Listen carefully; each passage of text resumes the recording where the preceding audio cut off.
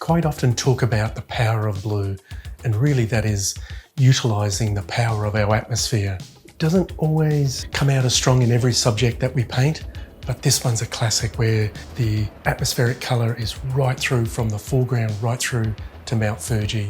So it was a great exercise in just pushing those little values as it gets closer and closer. So let's see how I go.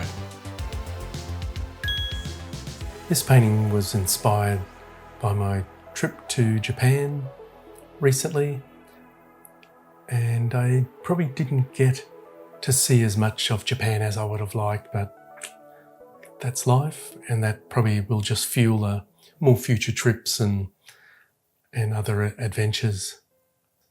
So, but doesn't matter where the scene is, what the subject is, we've got to get some lines, some shapes, some idea, and that's really what most of my first stages, block-ins really are about. It's almost like a bit of shorthand.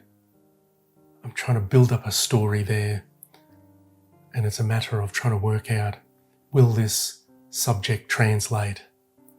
Because I always like to think in terms of paintable subjects, but then how do they translate visually into a painting? Because ultimately, I believe I shouldn't have to say a single thing when you're viewing a painting, or I guess one of my paintings. Everything should be said with the brush, with the painting process. So you do not need to really, other than a technical question as to how something's done, normally never why. So I've got that snow on Fuji, just a nice little tonal contrast there from the snow to the sky. And that's important because if I went too light with the sky, the snow value wouldn't stand out as much as I needed to. So that's sitting back nicely.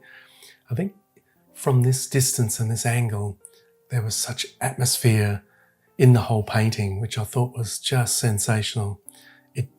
When thinking about paintability, that was the key part. I think that really attracted me to this angle, this lighting. So just using that brush to express the illusion of foliage on this little outcrop here. A good little test is, and I don't really do it with this one, but I was just recently thinking that if you really want to learn how your brushes behave and how to really maximize them, is to try and paint most, if not all, the painting with one brush. It can be a small brush. I would say start off big and work yourself down small, because that will still keep that fluency of big shapes and the similar brush mark throughout the painting, where sometimes the concern can be is if we put too many small marks. Even though I do have an artist friend that just paints with brushes the size that I'm using right now. I won't mention the artist's name, but and he does marvellous paintings, I should also say as well. If he were watching this, he would probably know who he is. Oops, nah. He's a great guy, excellent painter.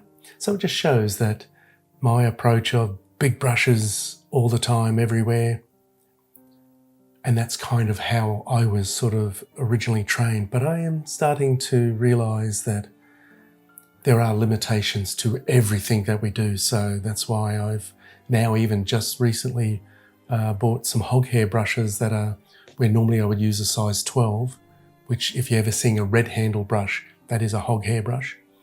But now I've got a size 10 and a size 8 in a hog hair, so I will start to use them. Once I've used the big brush, then I'll scale down just so I get a better idea of edge, but still being able to maintain that effect and the feel of that immediacy, that fluency as well. So, because it once reminded me when I was drawing years ago that I normally would like to use a 2B to about a 5B. And I didn't have the full 5Bs, so I thought, oh, I've got an 8B, I'll use that. And interesting thing was that it looked and felt more like a piece of charcoal. It was that soft, the 8B, compared to what I was using. It was like I was using two different mediums. And I think I've transferred and translated that with brushwork as well. So, and there was an artist, William Beckworth McGuinness, great painter, great portrait painter. His work was thought to resemble a painter that painted at two different speeds, as in his skies would look like lots of small shapes, so it looked like someone else had almost painted the sky for him and he'd painted the rest. So that was a really good lesson. So I'm making sure when I'm putting these small shapes in the foreground that I am stepping back as often as possible so that I'm really getting a good, true, accurate guide, first of the value, because that's where we should be thinking of light and dark. Then is it warm, cold? And now I'm coming back in, so I've stepped back, thought, yep, that value's good. The light, dark, the warm, the cold, the local colour. So we never want to mix up local colour or mother colour. That's kind of the actual colour. Say a leaf is green, but every leaf can be a red green, a lime green. So when we're painting, say, the water, the mountain, a building, it will have an actual or a local colour.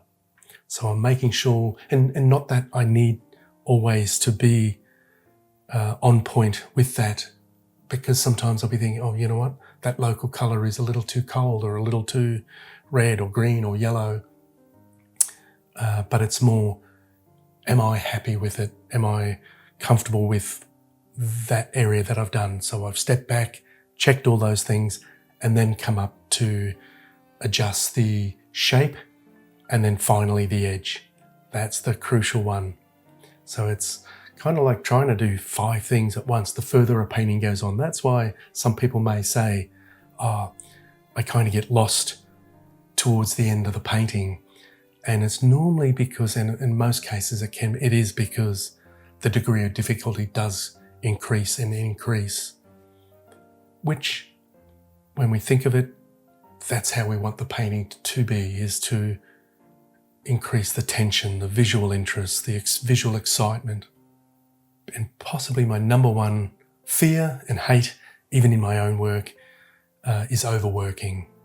Is trying to put down 10 words when 1 word's plenty. I think I achieved what I aimed for with this one. I really wanted to feature the Mount Fuji. That's such a iconic subject, iconic scene, and it's been long on my to-do list. And this was a really great painting great angle, great composition, and I really loved it. Hope you enjoyed it as well. All the best. Bye for now.